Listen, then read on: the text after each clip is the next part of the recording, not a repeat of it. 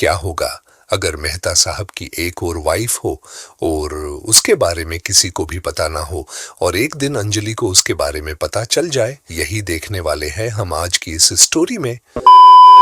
रात के 12 बज चुके हैं और मेहता साहब अभी तक घर नहीं आए हैं। अंजलि काफी टेंशन में होती है और मेहता साहब को बार बार फोन कर रही होती है, बट मेहता साहब अंजलि की कॉल का कोई रिप्लाई नहीं देते हैं। इसके बाद अंजलि बोलती है कि शायद तारक को ऑफिस में आज ज्यादा काम मिला होगा, इसलिए तारक इतना लेट कर रहे हैं, वरना तो कभी लेट नहीं करते हैं। इसके बाद अंजलि बोलती है कि अब बहुत ज्यादा लेट हो गया है, तारक के पास घर की दूसरी चाबी है, तो तारक को जब आना होगा तब आ जाएंगे। इसके बाद अंजलि सो जाती है। इसके बाद रात के 2 बजे मेहता साहब के घर में कुछ गिरने की आवाज आती है, जिससे अंजलि उठ जाती है। अंजलि बोलती है कि ये आवाज कैसी थी। इसके बाद अंजलि बाहर जाकर देखती है तो मेहता साहब होते हैं। तो अंजलि बोलती है कि तारक आप आ गए। तो मेहता साहब बोलते हैं कि हाँ। इसके बाद अंजलि बोलती है कि तारक आज आपने बहुत ज्यादा लेट कर दिया, क्या कर रहे थे इतनी देर रात तक। तो मेहता साहब गुस्से में बोलते हैं कि दिन ने बॉस के सवाल और रात को तुम्हारे सवाल। तो अंजलि बोलती है कि क्या हुआ तारक, मैंने तो सिर्फ पूछा था,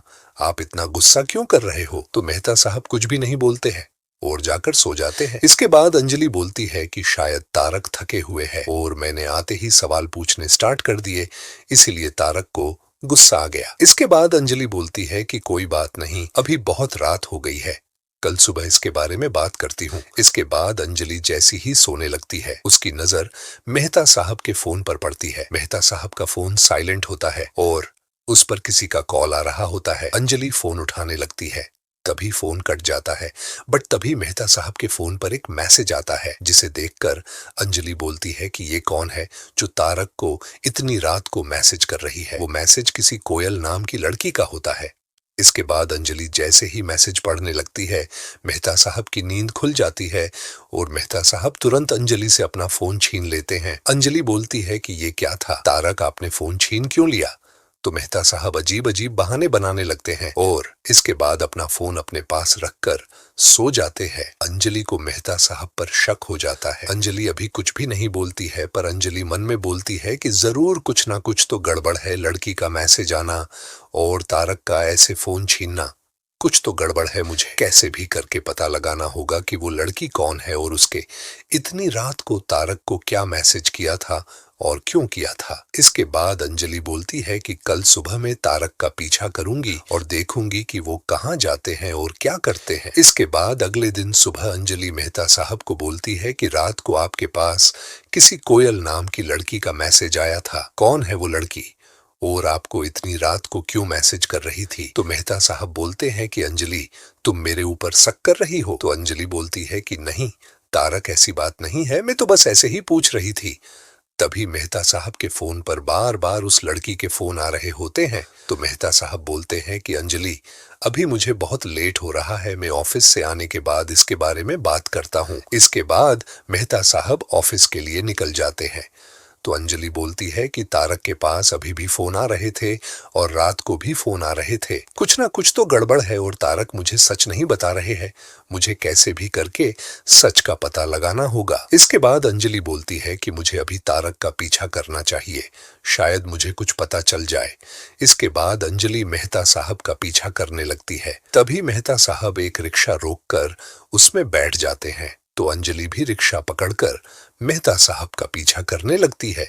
मेहता साहब पता नहीं कहाँ जा रहे होते हैं, बट वो अपने ऑफिस को तरफ नहीं जा रहे होते हैं। तो अंजलि बोलती है कि तारक का ऑफिस तो उस साइड है, फिर तारक इधर क्यों जा रहे हैं।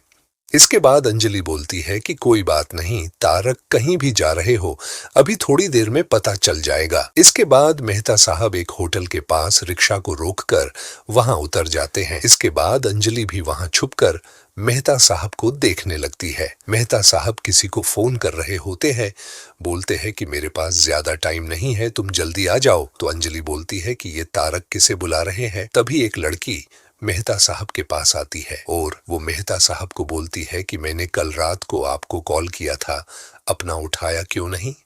तो मेहता साहब बोलते हैं कि मैंने तुम्हें कितनी बार बोला, जब मैं घर पर होता हूँ मेरे पास कॉल मत किया करो, अंजलि को शक हो जाएगा। अंजलि उस लड़की को मेहता साहब के साथ देखकर बोलती है कि ये लड़की कौन है और तारक ऐसा क्यों बोल रहे हैं कि अंजलि को शक हो जाएगा। इसके बाद अंजलि बोलती है कि कुछ भी हो, मैं पता लगा कर रहूंगी ये लड़की कौन है। इसके बाद मेहता साहब और वो लड़की दोनों होटल के अंदर चले जाते हैं और इसके बाद अंजलि भी उनके पीछे पीछे उस होटल में चली जाती है और मेहता साहब पर नजर रखने लगती है। मेहता साहब और वो लड़की आपस में बात कर रहे होते हैं और साथ में नाश्ता कर रहे होते हैं। तो अंजलि बोलती है कि मैंने सुबह जब तारक को नाश्ता करने को बोला तो बोल रहे थे कि नहीं अंजलि, मुझे भूख नहीं है और अब यहाँ ठूस ठूस कर खा रहे हैं, तारक को तो मैं छोड़ूंगी नहीं। इसके बाद अंजलि मेहता साहब और उस लड़की की फोटोज और वीडियोस निकलने लगती है। अंजलि बोलती है कि अभी तो मैं तारक को कुछ भी नहीं बोलूंगी, पर जब तारक घर आएंगे तब उनकी पूरी खबर लूंगी। और इसी के साथ इस स्टोरी के पार्ट 1 का एंड हो जाता है। अब सवाल ये उठता है कि आखिर कोयल कौन है और मेहता साहब उससे मिलने क्यों गए थे। अगले पार्ट में अंजलि मेहता साहब के साथ क्या करेगी, आखिर मेहता साहब और कोयल के बीच क्या चल रहा है, ये सब देखेंगे हम इस स्टोरी के अगले पार्ट में। और हाँ, इस वीडियो का अगला पार्ट जल्दी ही इस चैनल पर अपलोड कर दिया जाएगा। आपको ये स्टोरी कैसी लगी कमेंट करके जरूर बताना। और हाँ, ये वीडियो सिर्फ इमेजिनेशन पर आधारित है, इसमें किसी भी एक्टर या कैरेक्टर को क्रिटिसाइज नहीं किया गया है। ये वीडियो सिर्फ मौज मस्ती के लिए बनाई गई है, तो इसे सीरियसली ना लें।